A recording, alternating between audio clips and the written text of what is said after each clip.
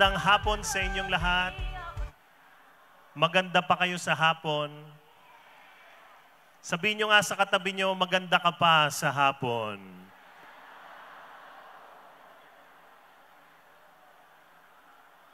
My name is Arun Gogna. If you've noticed, Arun is not a Filipino name.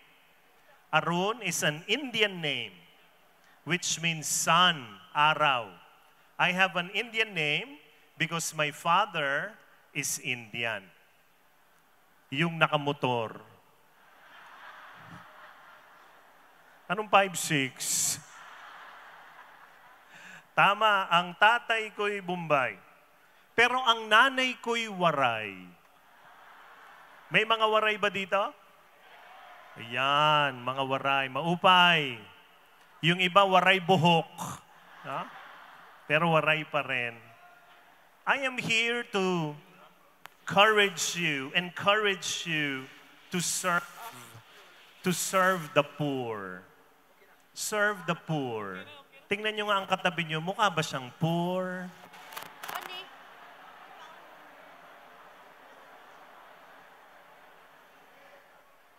Let us serve the poor.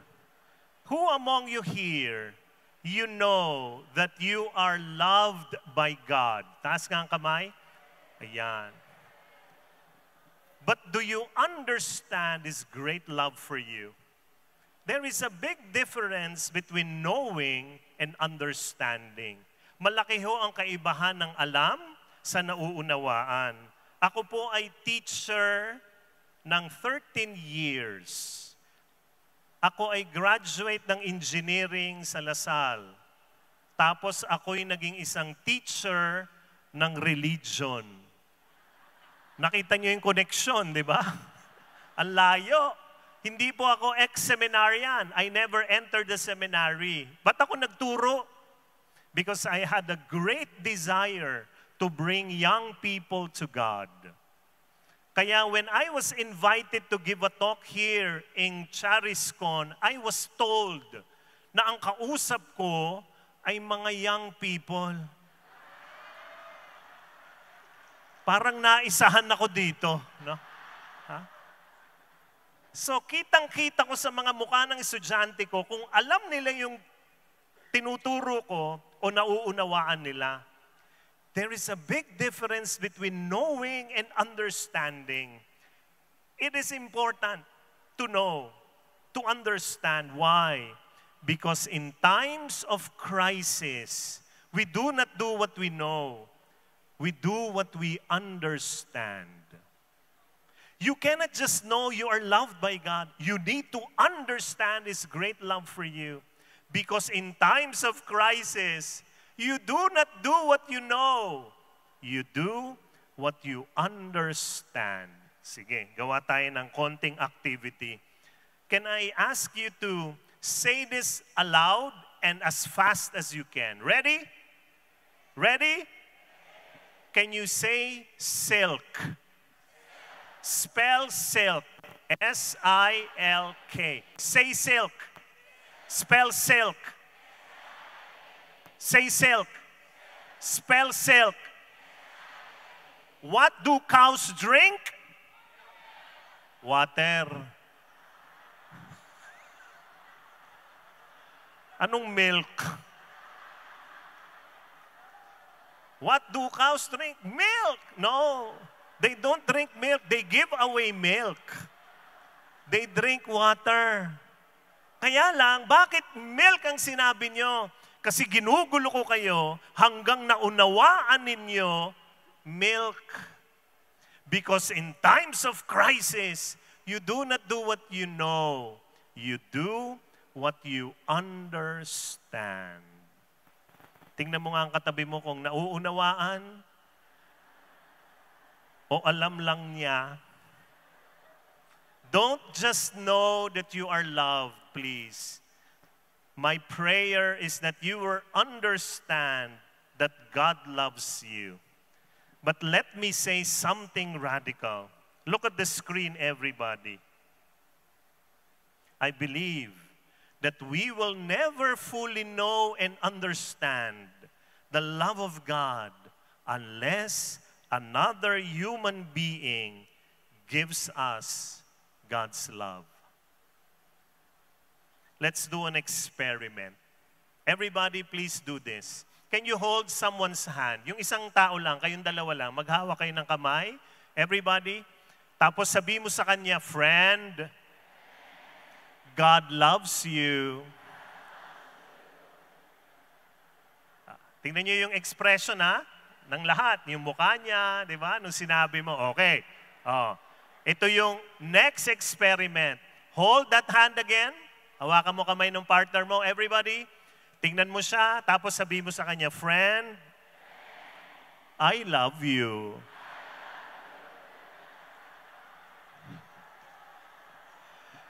Nakita niyo yung difference? Nung sinabi niyo, God loves you, okay lang. Pero nung sinabi mo, I love you,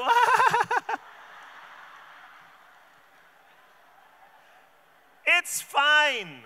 Okay lang na mas kinilig siya nung sinabi mo, I love you, kaysa God loves you. Why? Because God's perfect love is best experienced through the imperfect love of other human being. That is why I believe in this. Look at the screen. That the kingdom of God is known by our kindness. Malalaman ng daigdig ang kaharian ng Diyos dahil sa ating kabaitan, hindi sa ating galing at talino. The kingdom of God will be known by your kindness. How kind are you? Tingnan nyo nga ang katabi nyo, mukha bang kind? O nangangagat?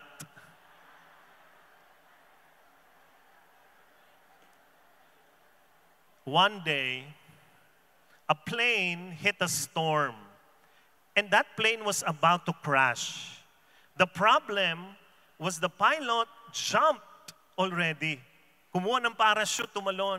Tapos, ang problema, there were 4 passengers and only 3 parachutes.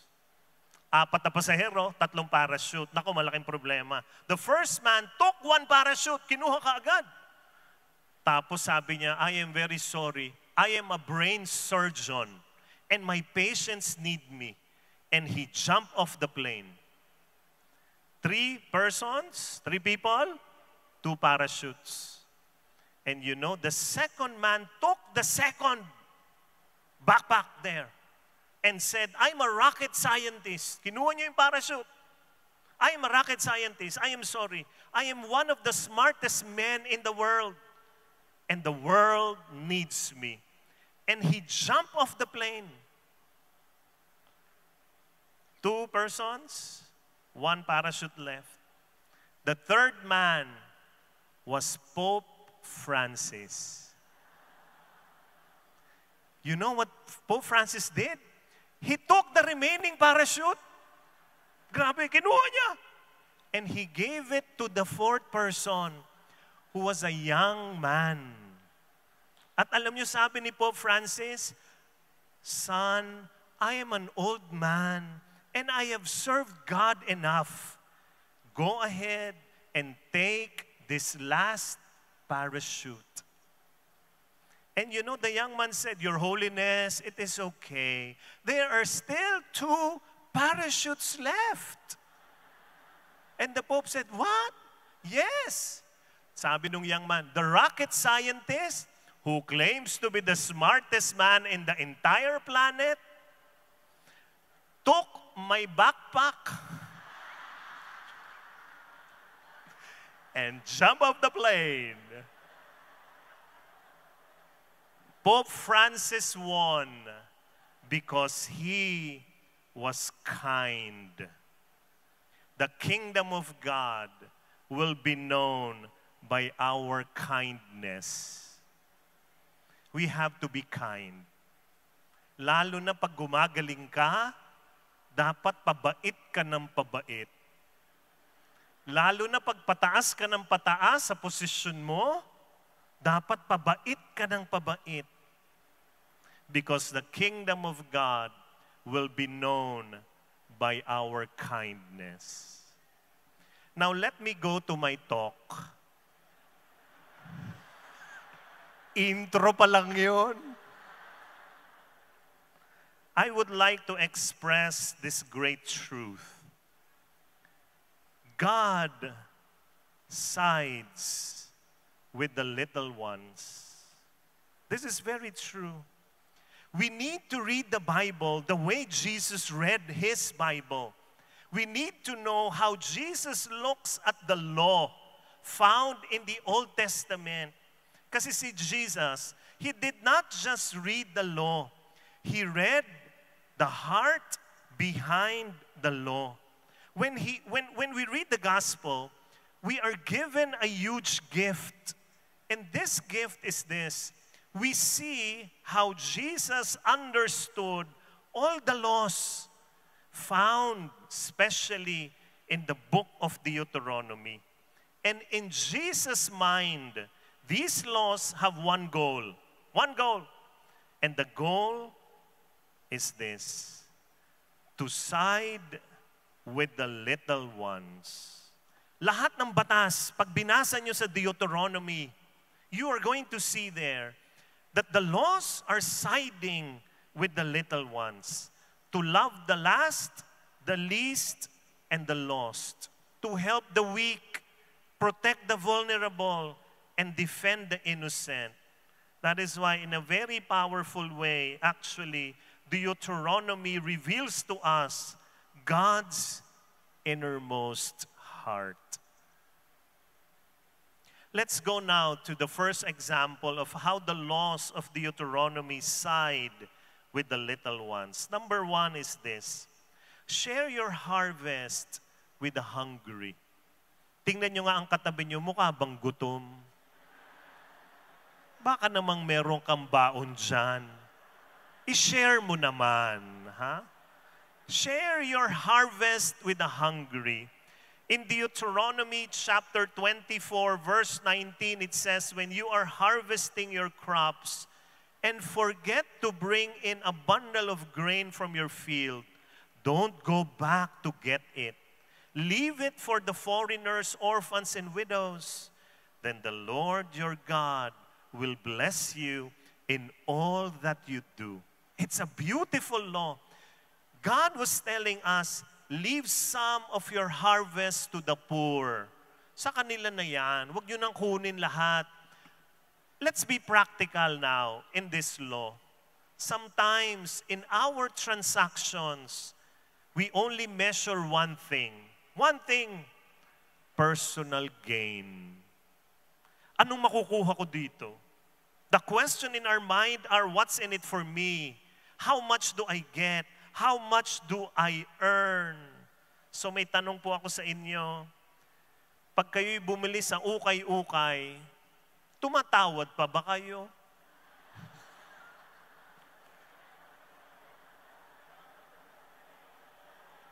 Ukay-ukay na nga. Imagine mo yung pants, pantalon, 100 lang. Per pants, ha? Ang isang pantalon, 100. Tiningnan mo, tumawad ka, pwede bang 10 na lang? Ay, mahal pa yung botones. Di ba? Taho. Yung mga mahilig bumili ng taho, lapit ka eh. Kuya, taho, 10 pesos. Anong dala mo? Tabo. Grabe. Pakipuno ng arnibal at mga sago. Grabe. Sa business at sa buhay, huwag masyadong makwenta. Yan ang ibig sabihin nito sa atin, ha? Minsan, kahit lugi ka ng konti, nagtitip ba kayo pag kayo kumakain sa restaurant? Naalala ko yung anak ko, nagbigay akong tip, iniwan ko. Pagtayo namin, kinuha. Sabi ko, anak, ba't mo kinuha? Ang laki, Dad, ang laki. This is too big. Grabe. Minsan may ganun tayong mentality na pag nag-tip tayo, parang sayang, sayang. Pero alam niyo ba, mga waiter, yun lang halos ang inuuwi nilang bonus sa trabaho nila. Huwag tayong masyado makwenta. Tingnan mo yung katabi mo, sabi mo, huwag ka makwenta.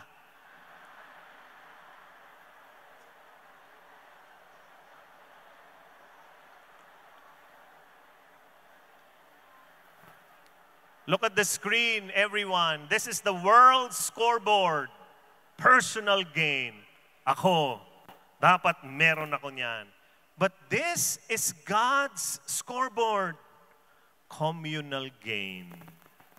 Communal gain. Taas po ng kamay, huwag kayong mahiya. Sino ditong gusto magkapera? Taas ang kamay. Ayan. Grabe. Sinong gustong yumaman? O yung iba, pati paa. Ha? O hawakan mo ang kamay ng katabi mo ulit. Hawakan mo. Everybody, hold the hand of your friend. Sabi mo sa kanya, friend, kahit wala kang pera, sanay ka na. Hi. Sanay na tayo. In God's kingdom, you cannot get rich alone. Hindi ho masama yumaman. Hello? Hindi masama yumaman. Kasi kung masama yumaman, masama pala ako. But in God's kingdom, you cannot get rich alone. Wealth must be shared. O hawakan mo ulit ang kamay ng katabi mo. Dali, dali, dali. Sama-sama tayong lahat. Sabi mo sa kanya, friend, sabay tayong yumaman. Amen? According to God, the purpose of business is not to maximize profits, but to maximize generosity. Because the kingdom of God will be known by our kindness. And kindness cannot be personal. Hindi pwedeng personal gain. It should be communal gain. So ako, tatanungin ko kayo, nagla-love offering ba kayo? Praise God. Yung iba kasi ganito, oh, sa misa, tingnan niyo ako ha, pagdating yung basket ng love offering, sa mas, doon nakatingin. Pagdaan ng basket, ganun na eh, no? Ayaw magbigay. Yung iba parating na yung love offering, doon taimtim nagdasal. Binabangga-bangga na, ayaw. Paglampas, praise God. Ay, nako, lagot tayo niyan. When I was 17 years old, I started to give my tithes to the Lord. Weekly tithes. 35 pesos every week. Kailangan ba ni Lord 35 pesos? Ang yaman-yaman niya. Hindi niya kailangan. Pero kailangan kong turuan ng sarili ko. Bata pa lang ako. I need to teach myself, oh, God owns everything. I need to believe in that. And so I grew up giving tithes to God. And you know it, you cannot defeat Him in generosity. Nung una kong sweldo, di ba ganyan naman tayo mga Pilipino, ang unang sweldo natin, binibigay natin sa mga magulang natin. Eh hindi kailangan na magulang ko sweldo ko, mayayaman sila. Maraming singil ang tatay ko. Ha? Hindi niya kailangan. Ha? So anong ginawa ko? Binigay ko sa Diyos. Pumunta ako ng simbahan. Dala-dala ko yung unang-unang sweldo ko. At sabi ko, Lord, ibibigay ko to sa iyong lahat. I know I cannot defeat you in your generosity. Ibabalik mo sa akin itong lahat. Kaya Panginoon, itong una kong sweldo, lahat ng tinapong ko pataas sa inyo yan. Lahat ng bumaksak sa akin. Binalik niya lahat. Thank you, Lord.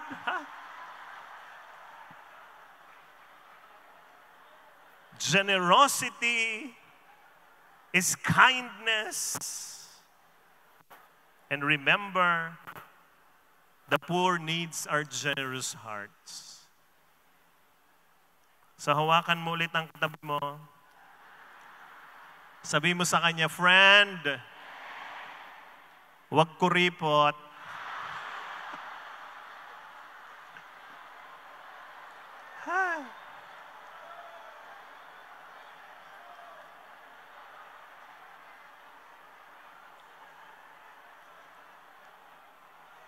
Second thing about the law in Deuteronomy is this: we need to protect our neighbor's goods. In Deuteronomy chapter 22, verse 1 to 3, it says, if you see your neighbor's ox or sheep or goat wandering away, don't ignore your responsibility. Take it back to its owner. If its owner does not live nearby or you don't know who the owner is, take it to your place and keep it until the owner comes looking for it. Then you must return it. Do the same if you find your neighbor's donkey, clothing, or anything else your neighbor loses. Don't ignore your responsibility. Imagine this world, my dear friends. Kung gaano kaganda ang mundong ito, if your neighbor cares for your stuff because he cares for you. He cares for you. Sino sa inyong nawalan na ng wallet or cellphone o kung anong bagay? Taas po ang kamay. Nawalan na kayo. Ang dami, halos lahat tayo. Di ba ang sarap kung nawala na ibalik? Ang sarap. Kaya lang nawala, hindi na bumalik. Dasal ka ng dasal kay Saint Anthony. Kaya tuloy si Saint Anthony, nagkakamot na. At sabi, ako ba ang kumuha? Bakit sa akin mo hinahanap? You know, this law that we read in Deuteronomy looks like the 7th commandment. Do not steal. This is an extension of the 7th commandment. Huwag magnakaw. And this is also an extension of the 7th commandment. Itong sasabihin ko sa inyo, tama-tama, halos lahat tayo ay nag-hotel, except those who live here in Cebu. Nag-hotel tayong lahat.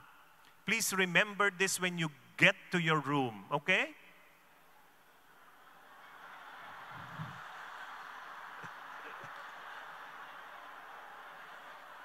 Anong mga inuuwi niyong hotel amenities? Hi. It's an extension of the 7th commandment. Yung iba inuuwi ang mga towel. Hindi po yan inuuwi, iniiwan yan. Kaya yung towel nila lahat, may mga pangalan ng mga hotels. No? Yung iba unan, yung iba shower mat, yung iba hanger, bathrobe, lamp. Ang tindi. Yung iba bumbilya, inuuwi. Kaya yung mga maglilinis, pagpasok, nagbubukas, walang ilaw. Kasi bumbilya na uwi mo. Yung iba, inuuwi yung remote control ng TV. Kasi pareho ng TV ko to. Yung iba yung baterya ng remote control. Hay, kung ano na lang. O ito, tingnan nyo yung screen. Yung iba ganito, katindi, mag-uwi ng mga bagay sa restaurant.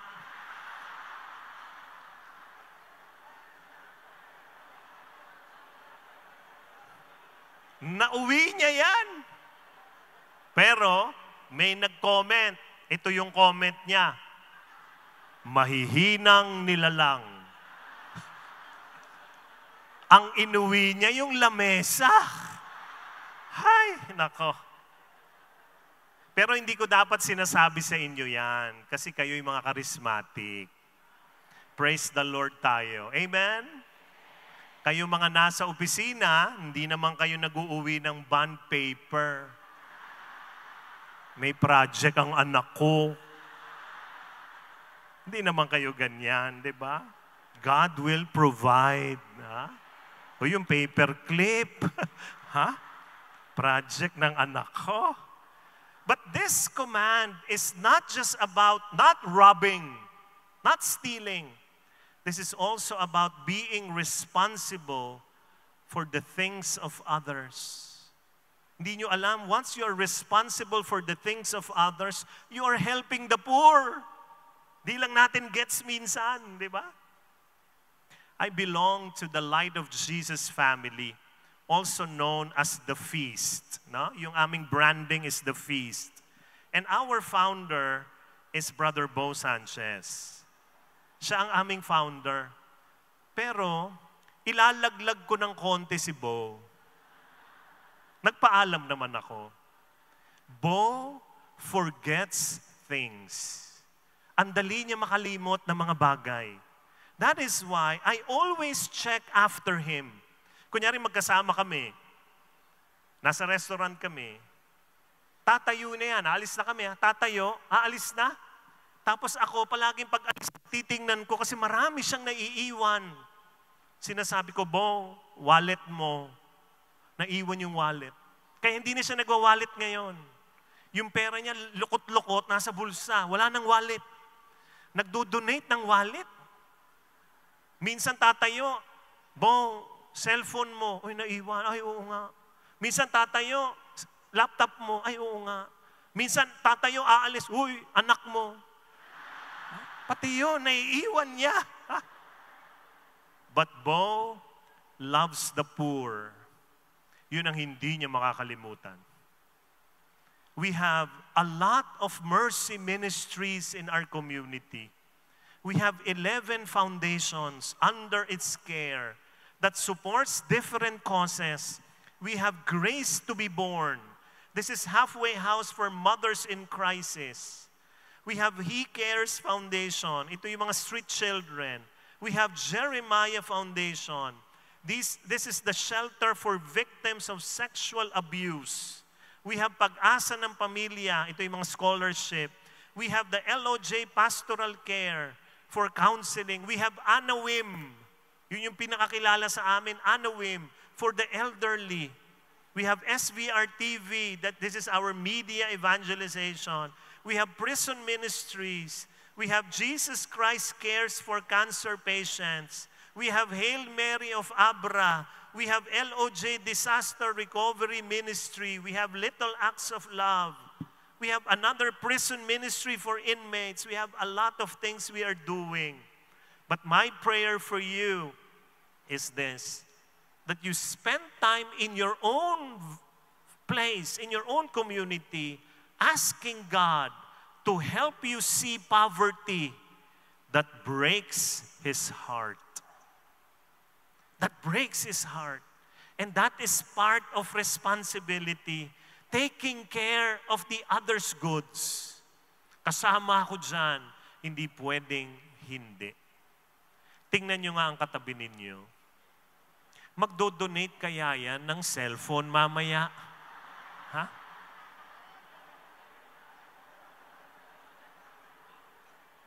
Number 3 is this, care for poor borrowers. Deuteronomy 24 verse 6, it says, "It is wrong to take a set of millstones or even just the upper millstone as security for a loan, for the owner uses it to make a living." Ito po ang millstone. Tingnan nyo, yan. These are heavy, circular stones used in ancient agricultural societies to grind wheat or corn.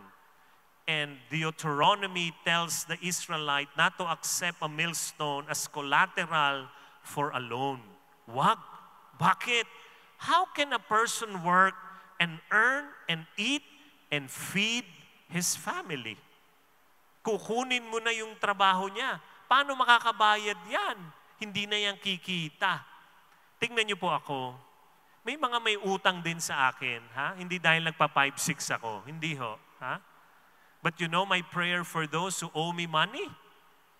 I pray for 2 things for them. Walang biro. Ang dasal ko po sa kanila, Lord, payamanin mo sila. Payamanin nyo para makabayad sa akin. Ha? Alangan na bang, Lord, punish them. Hindi na makakabayad yan. Payamanin nyo sila. That's my first prayer. Second is this, Lord, let them remember me na may utang sila sa akin. Hawakan mo ulit yung kamay ng katabi mo. Dali, dali, dali. Sabi mo sa kanya, friend, magbayad ka na.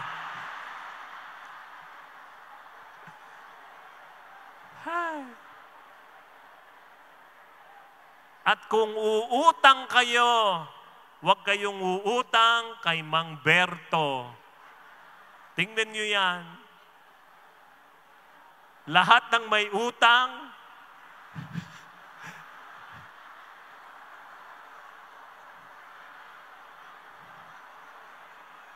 hindi sa papel sinusulat, sa karatula. Kita ng lahat ng tao, may utang. Deuteronomy 24 verses 12 to 13, it says, if your neighbor is poor and gives you his cloak as security for a loan, do not keep the cloak overnight. Return the cloak to its owner by sunset so he can stay warm through the night and bless you. And the Lord your God will count you as righteous. You know, in this law, you can sense God's beautiful compassion. You know, God is telling each and every one of us in this law, my dear child, feel the suffering of your brethren. Damahin mo naman yung hirap ng iba and do something. Do something. Kaya, if you look at Deuteronomy, you will see that the goal is to help the little ones. Tulungan yung mga kawawa. Old Testament pinag-uusapan ko, ha? Wala pa tayong New Testament. Mas grabe yun. Here is the last law that sides, or that's the last law that sides with the little ones. It is God telling us, feel the suffering and do something. Can you look at the screen, everybody? I really believe in this, that we are only beggars telling other beggars where we found bread. Namamalimos din tayo sa salita ng Diyos. Tayo ay uhaw at gutom sa salita ng Diyos. Pero sinasabi natin sa iba, dito nyo ring kunin. Yun tayong lahat. Ang mahirap ay hindi lang yung mahirap sa pera. Marami din hong mahirap sa kaluluwa. Kailangan na kailangan nila si Kristo sa kanilang buhay. At yan ang ating trabaho. But please do not forget our work for the poor. Again, my prayer is that your community will not just be a community na ito lang ang gagawin nyo. Praise the Lord. Wag lang taas ng kamay. Ipasok nyo rin ang mga kamay niya yan sa mga bulsa nyo. At iabot nyo ang laman sa mga nangangailangan. Amen? 10 years, I've been a professor of theology in LaSalle College of St. Benilde. Ang mga Lasalista, halos karamihan dyan, mayayaman. So, nagtuturo ako sa kanila ng Catholic social teaching. And then one subject, I was to teach them about how they will have a heart for the poor. Mayayaman, di ba? Karamihan dyan mayayaman. So ako talaga nagdasal, Lord, how will I teach them to really love the poor? And this is what came to my mind. I told them this story, and I want to tell this to you. Merong isang malaking ship, parang Titanic, tapos lumulubog. And then people there in that ship, may division na. Yung mayayaman nandun sa taas, yung may hirap doon sa ilalim ng bangka, ng barko. Walang mga bintana. So may division na doon. Kaya lang nung lumulubog na, they have to ride the rescue boat na mga ganito ho kalaki sa stage. Ganyan kalaki. Tapos, yung isang rescue boat, ang sumakay, mayayaman at mahihirap. Naghati. Hati. Nung sumakay yung mayayaman, nakita nila nandun yung mga mahihirap. Tingnan niyo ako, ha? Pumunta sila dito sa gilid na to. Humiwalay sila sa mayayaman, sa mahihirap. Yung mahihirap, pumunta sa gilid na to. Ayaw nilang magsama. Tapos, habang umaandar yung rescue boat, naghihintay sila na may magre-rescue sa kanila, they were shocked kasi may pumapasok na tubig Doon sa bangka nila, hala. So ang ginawa nila, talagang nilalabas nila yung tubig para hindi sila malubog. Lahat sila. And some of them were looking for the hole. Nasaan yung butas? Hinahanap nila, and they found where the hole was. Alam niyo kung nasaan yung butas? Nandoon sa side ng mahihirap. Nandun yung butas kung saan pumapasok yung tubig. Alam niyo yung sabi ng mayayaman? Buti na lang. Wala sa atin yung butas. Nasa kanila. Talaga? Kahit saan yung butas, lulubog kayong pareho. You know, I was looking at the eyes of my students. Talagang nagliliwanag yung mata nila, oh. Kaya sabi ko sa kanila at sasabihin ko sa inyo, hindi pwedeng iwan natin sila. Lulubog tayong lahat. Tingnan nyo yung katabi nyo. Lulutang ba yan?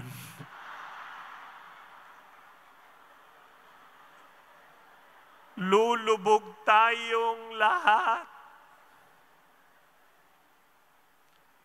I started serving God when I was 13 years old. Mga 20 years ago yan. Huwag nyo na computein. I've been serving God for 41 years in ministry. Ang community ko po noon before I joined Brother Bo Sanchez was in Baclaran Redemptorist. So doon ako lumaki, doon ako nagsiserve sa Baclaran. Kung hindi nyo alam, ang Rojas Boulevard, wala pa noon yung reclaimed area dyan eh. Wala pa yung PICC, wala pa yan. Talagang ano lang yan. Dagat po yan. Ang tawag dyan noon, Dewey Boulevard. Naalala nyo yung Dewey? Kinwento lang sa akin ng lola ko yan. Hindi ko alam. Ha? Alam nyo na edad nyo. Ha? Ito yung tubig. Ito yung breakwater. Tapos ito yung simbahan ng Baclaran. Alam nyo ba na may mga taong nakatira dun sa ilalim? Tingnan nyo ako, ito yung stage sa ilalim. May mga nakatira ho dun. Bumababa ako dun nung bata. Bababa. Ang laki ko nito. Bababa ako ng hagdan. Yung gitara ko nasa likod. Tapos meron silang lubid, tali. Hahawak ka, baka mahulog ka eh. Para makadaan ka lang. Pag ganyan. And you know what I do there? I minister to the people there. Kakanta-kanta kami habang yung tubig, ang ganda, ganyan. Pag lumakas lang ang alon, basa kayong lahat. Pero we serve these poor people. Why? Because we're in this together. We are all in this together. Hindi pwedeng taas lang kamay. Kailangan inaabot din sa iba. Abutin natin sila. At pag inabot natin sila, sana mabuhat natin sila, matulungan natin sila, paano bumangon. Hindi lang subuan, turuan. And this is our prayer. That is why I am here to just tell you, think of what your community can do. Because if you do this, lalapit ang puso nyo sa Diyos. Gustong-gusto ng Panginoon yan. Tumulong tayo. In the best way you could. Ha? Hindi naman, don't do everything everybody's doing. Look at your community. Tingnan nyo, ano ang puso ninyo? Kanino? Saan sa may hirap? Sino dito? And then go and reach out to them. Be guided by the Holy Spirit. And remember, your resources will come from above. Ikaw ay daluyan lang ng pagtulong sa iba. O hawakan mo ulit ang kamay ng katabi mo. Sabi mo sa kanya, friend, magtulungan tayo. Amen?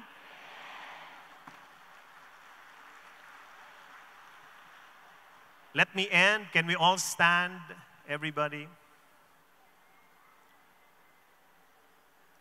If you want to follow me online, you can take a picture of this. I am very, very active in YouTube, Facebook, Instagram, pati ho TikTok, pinasok ko na. Actually, I won last year Best TikTok. Kaming mag-asawa, we do Quarry Start. This is an online show that we started pandemic day 1 in Metro Manila. Yung lockdown ng pandemic, we started doing this. This is an online show that just want to give hope to people. So we did this and we were able to raise millions of pesos to feed the poor and the hungry in our area. During pandemic, hindi pa namimigay yung gobyerno, namimigay na kami ng pagkain sa mga mahihirap because of an online show. And up to now, we continue to do this. Another program that we have, I believe that crisis is not an end, it's a beginning. And during crisis, we were able to do this podcast. Meron po kaming podcast. You can listen to our podcast. Our podcast is Umagang kay Gogna. No? Gogna ang apelido namin, kaya ito po yan. And last year, we won Catholic Mass Media Award Best Podcast as well. Thank you, Lord, for that. If you watch me on Reels, you're going to see me preach. That's where I preach, here in Feast Bellevue in Alabang. Dito ako nagpipreach, no? Pag napapanood nyo ako dun sa mga napapanood nyo, dyan ako yan. Dyan po yan. Yan yung aking platform. I preach there every Sunday, 2 times after Mass. I'm also a writer, and these are my books. Lasting gifts you can give your children. Who are parents here? Can I see the hands of parents? You need to read this book. This is going to change how you parent your children. May nagsulat sa akin, sabi niya, brother, babae ha, salamat po sa libro mong Lasting Gifts. Dahil dyan, tumino ang nanay ko. Ha? Yung nanay niya ang tumino. No?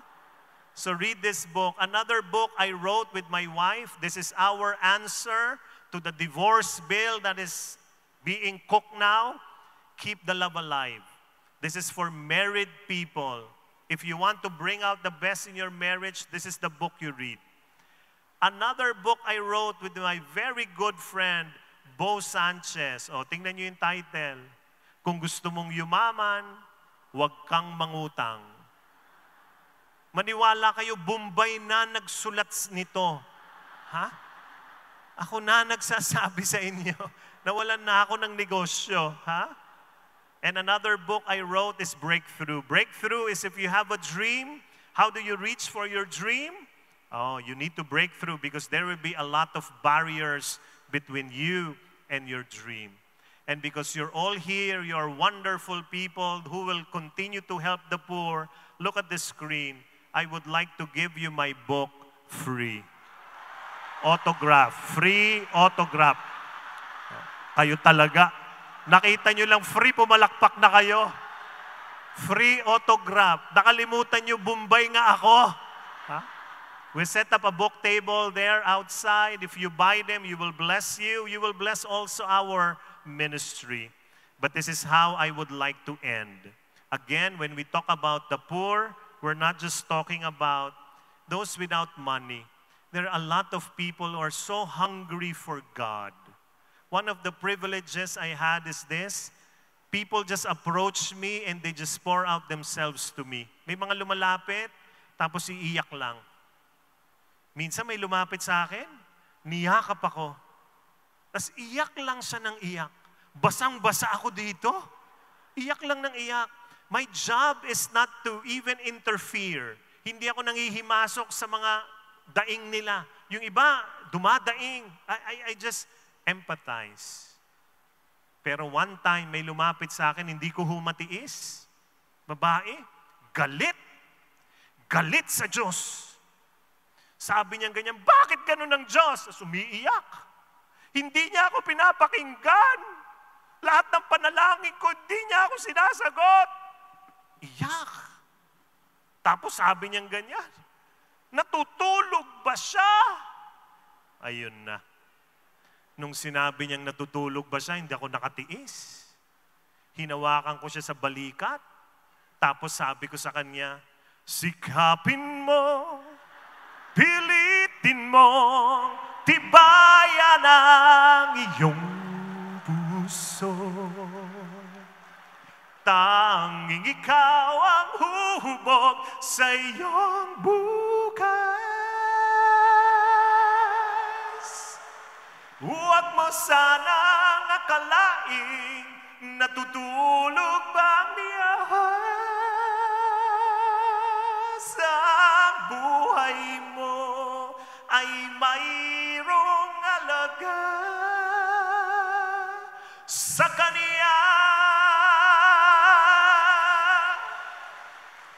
Alam mo ginawa niyan? Nagpunas ng luha, tapos sabi sa akin, pa-picture.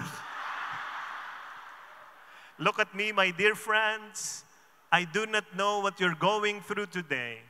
Hindi ko ho alam ang bit-bit ninyo. Pumunta kayo dito 3 araw, hindi ko alam kung anong iniwan ninyo sa bahay ninyo. Baka meron kayong bit-bit na problema. At o baka may papasukan kayong problema. But this is what I know. You are never alone. Ha! Hindi papayag ang Diyos pumasok ka sa problema na yan na mag-isa ka. Sasamahan ka niya. Sasamahan ka niya. You are never alone. Sabi mo nga yan sa mga tao sa paligid mo, you are never alone. Go, you are never alone. You are never alone. You are never alone. That is the truth. You are never alone. But I also believe in one thing. Look at the screen, everybody. I believe that while I sleep, God is solving my problem. He is solving your problem while you sleep. So huling hirit ko sa inyo, look at me please. Matulog kayo. Matulog kayo. Kasi yung iba, tulog na, nagtatrabaho pa rin. When you are awake, give your best. But at the end of the day, the best thing to do is to surrender to your God and rest in His loving arms. And believe that while you are sleeping, your God is solving your problem. Receive that today, my dear friends. Let's come to prayer in the name of the Father and of the Son, the Holy Spirit. Amen. Close your eyes, bow down your head. Lord, ito ang mga anak mo. Grabe ang puso para sa mahihirap. Look into all their concerns right now. You know what they're going through. Each and every one of us here, we matter to you, O God. Mahalaga kami sa iyo. So bless us. Bless the work of our hands. Bless our community. Bless our families, O Lord. Bless our hearts. So we become a blessing to others. Especially those who need you. Those who are hungry for you. Those who are poor. The least, the last, and the lost. Payamanin niyo, Panginoon, ang mga tao dito sapagkat sila ang tunay na mapagbigay. Bless them in your own special way. Walk with them. Solve their problems. Carry it with them. And strengthen them. Renew them. Refresh them, O God. We are your children. We receive your love today. And say yes to our deepest dreams that you have written in our hearts. This is our prayer. We ask through Christ our Lord. Amen. In the name of the Father, Son, the Holy Spirit. Amen. Amen. Can you tapikin nyo ha? 7.5 people. Bahala na kayo sa and a half kung sino yon, ha? 7.5 people, tapikin nyo, tapos sabihin nyo, your dreams will come true. Go! Your dreams will come true.